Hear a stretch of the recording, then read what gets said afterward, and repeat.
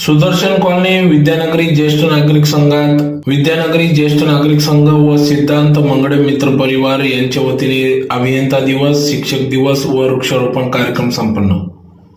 धुळे शहरातील देवपूर परिसरातील सुदर्शन कॉलनी येथील विद्यानगरी ज्येष्ठ नागरिक संघ व सिद्धांत मंगळे मित्र परिवार यांच्या वतीने अभियंता दिनानिमित्त अभियंता दिनाचे औचित्य साधून अभियंता दिवस, शिक्षक दिवस व पर्यावरणाचा समतोल राखण्यासाठी वृक्षारोपण कार्यक्रम पार पडला.